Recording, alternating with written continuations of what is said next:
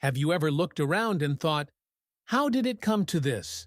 Not just in politics, or the news, or social media, but in your own life, your school, your workplace, your family. You see foolishness paraded as confidence. You see empty arrogance rewarded, while quiet wisdom is ignored. You see the loudest voices shaping the world, while those with depth, insight, and clarity choose to stay silent. And you wonder, why? Why do the people who see most clearly speak the least? Why do those who understand the consequences disappear from the conversation? Today, we confront the most uncomfortable truth hiding in plain sight. The world is not ruled by the wise, because the wise have walked away.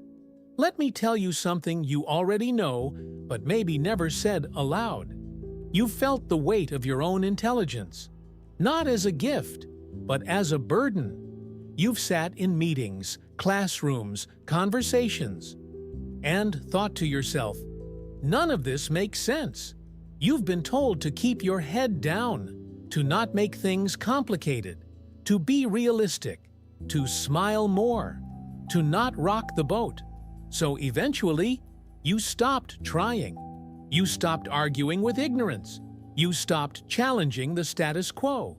You stopped raising your hand, not because you didn't care, but because you cared too much. And slowly, the world was left in the hands of those who never thought twice. Plato once said, "The price good men pay for indifference to public affairs is to be ruled by evil men." But Plato wasn't just talking about politics. He was talking about life, about what happens when insight surrenders to apathy, when reflection gives way to noise, when people like you decide it's not worth the fight. And yet, you weren't always like this, were you? You once wanted to speak up. You tried to help. You offered ideas, solutions, warnings, but they laughed, or ignored you, or made you feel like you were the problem. So, you did what smart people often do. You retreated inward. You learned to watch from a distance, to observe, to analyze, to stay quiet, and survive. But in doing so, you unknowingly participated in the very decay you hoped to prevent. And you're not alone. Dietrich Bonhoeffer, a German theologian who stood against the Nazi regime, once wrote, "Stupidity is a more dangerous enemy of the good than malice." Because, he argued, stupidity isn't about intelligence. It's about a surrender of thought. A person can be highly educated and still stupid if they refuse to examine their own beliefs, if they simply absorb what they're told, repeat it louder, and shame anyone who questions it. And the scariest part? Stupidity feels righteous. It feels confident, certain, proud, while wisdom, real wisdom, is often unsure, curious, cautious, self-aware. This is the paradox that explains our world today. The Dunning-Kruger effect shows us that those with the least competence often believe they know the most, while those who are truly competent question themselves constantly. The fool speaks first and loudest. The wise one hesitates and then says nothing. Not because they don't know the answer, but because they understand the cost of speaking it. And so the fools fill the silence. They fill the boardrooms. They fill the headlines. They fill your feed until you start to question your own sanity. But it wasn't always like this.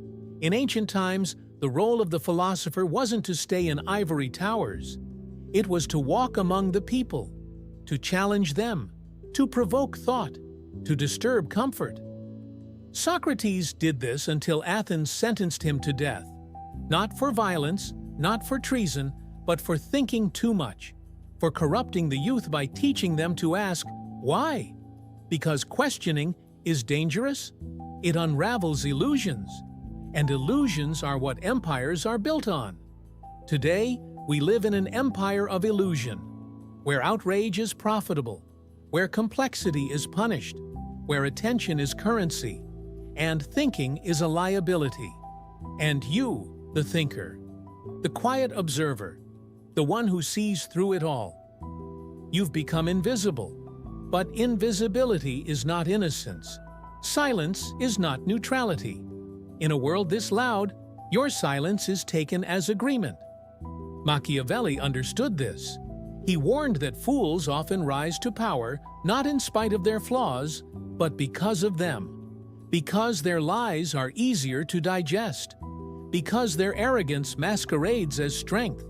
Because they don't ask uncomfortable questions. But here's the truth that should haunt you. The world is not suffering from too much stupidity.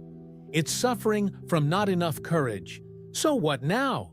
Do you stay silent and let the chaos continue? Or do you risk discomfort, alienation, even ridicule? To speak truth into a deaf world, it's tempting to wait, to hope that someone else will do it, to say, "I'm just one person." But so was Bonhoeffer. So was Socrates. So was every person who ever cracked the foundation of collective delusion. They didn't need to shout. They just needed to speak, clearly, honestly, bravely, and they paid for it. But they also changed the world. You don't have to start a revolution. But maybe you start by not laughing at the stupid joke, by questioning the obvious solution, by refusing to worship the confident fool. Maybe you write the thing you've been afraid to write. Say the thing that keeps echoing in your head. Maybe you stop pretending you don't care. Because here's the secret. You do care. You always have. And the world desperately needs people who care enough to speak up. So let this be your reminder. Your silence is comfortable, but it is not harmless. Your voice is shaky, but it is not useless. There is a war being waged, not with bombs, but with narratives, not with soldiers, but with symbols, and you are already a part of it.